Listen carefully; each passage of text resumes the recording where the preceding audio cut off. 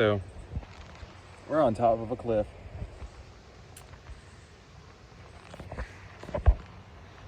I kind of feel like going into happiness and just different kinds of like vibes and things. So what I want to talk about, I literally just turned on the camera. I don't really even have anything to talk about per se.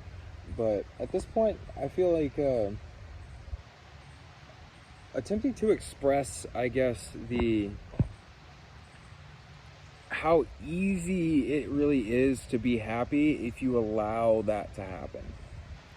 And what I mean by that is that happiness is not something that is produced by something. It's not like you do something and then you experience happiness. What really happiness is the releasing of the doing or the need to do. It's like you don't have to actually release the doing per se, but you release the need or the desire that you have inside of you to do so much. And you start to get to a point where you start to accept your self, your state of consciousness more and more and more and more and more, to a point where you start to see that you don't have to prove to anybody or anything that it's okay for you to be happy. You can just be happy because you choose to be happy, and that's okay.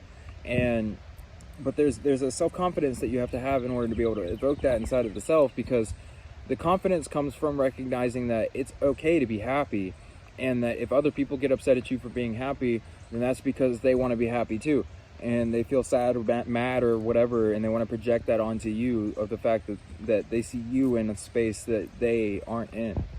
And that's not a bad thing per se, like it's just a normal human reaction, I guess. But the point for you is to recognize that that's just a projection from them, and their opinion does not mean anything to you. It doesn't mean anything to you on a more like spiritual level, meaning like what this other person thinks about you is not, it's not actually what you are. A lot of people have been so used to getting the information of what they think that they are from their external environment, that they disconnect themselves from their internal understanding and knowledge that they already have inside of themselves.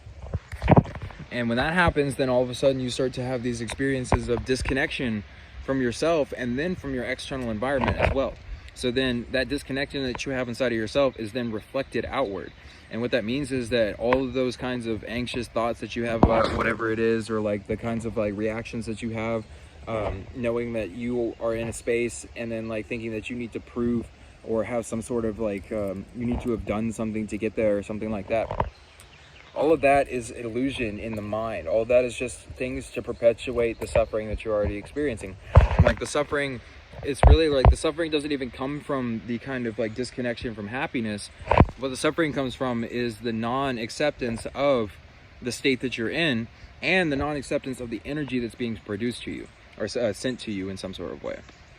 So I also want to talk about energy as well, because once you start to see energy as being a source for you, and that everything has energy, everything permeates energy, and that no energy is good or bad, it's all just energy.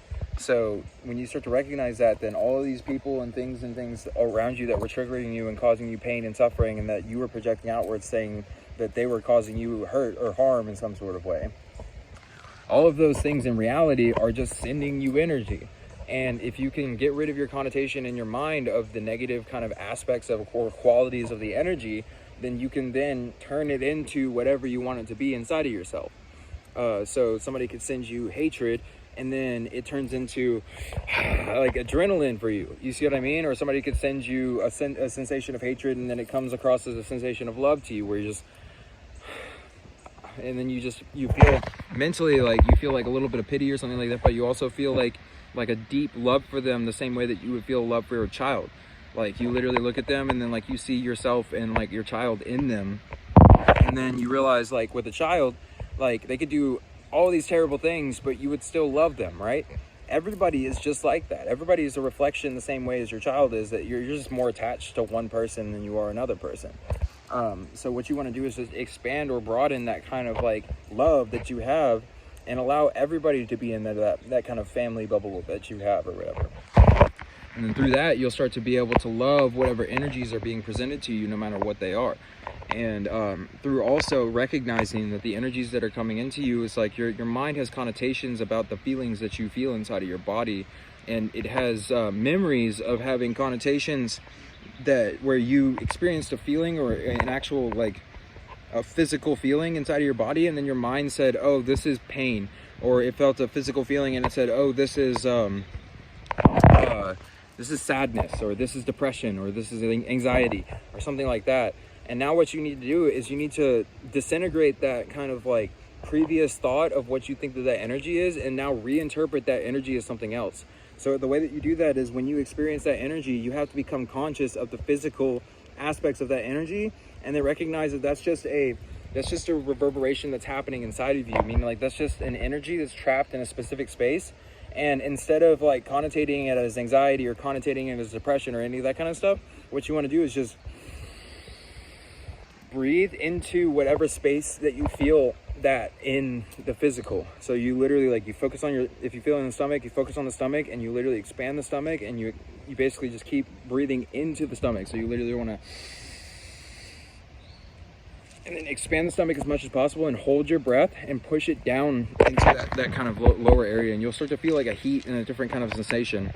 And as the sensation that you were experiencing before changes and you start to feel the differences of the sensation, then you can start to let go of the connotation and realize that the sensations will change as you allow them to change, or as you have some sort of a method to be able to change them for yourself.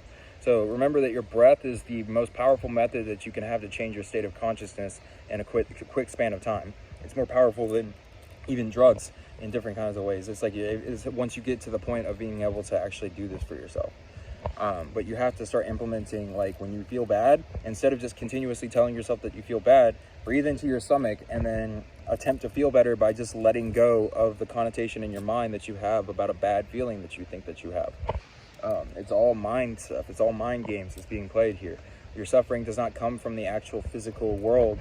It doesn't come from the body or any of that kind of stuff. It comes from the mind's interpretation of what it's experiencing in the physical world or the external world. It comes from your own perception.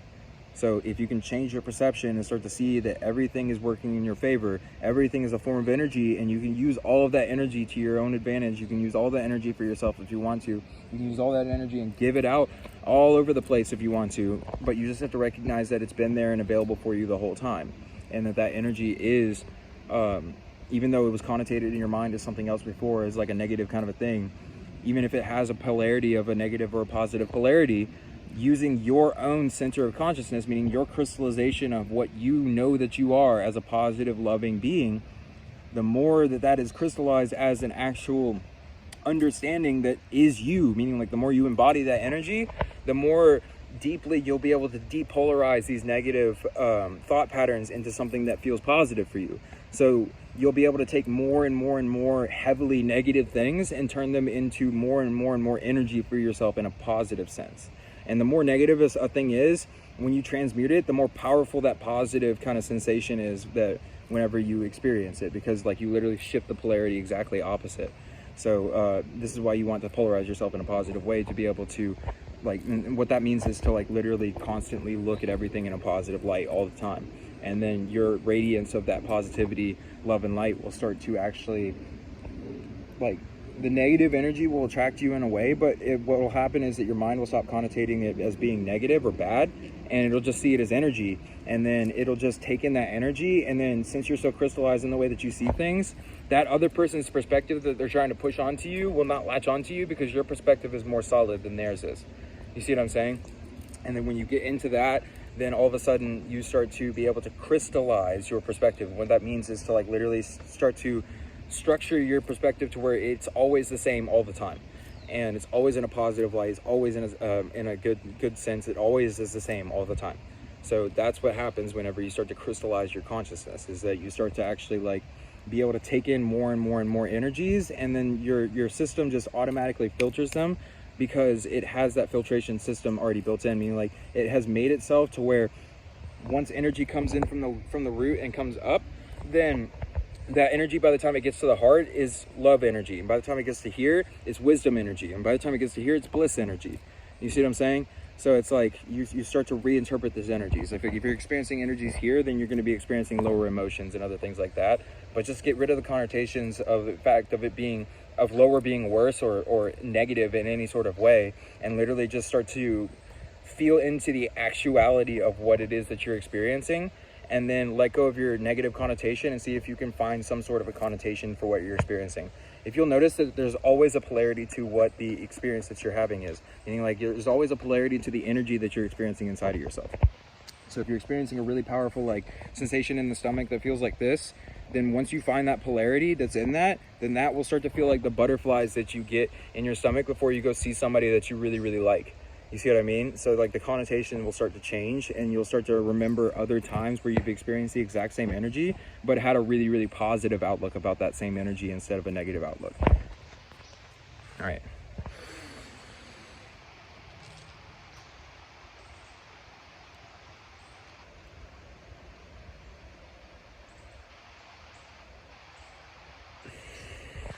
All right. Everybody have a good day. I love you all. Check out this beautiful view that I'm looking at. Over the top of the cliff. River. Oh, there's a heron. I don't know if you can see it or not. It's flying across the river. Okay. Love you all. Thank you. Namaste. God bless you.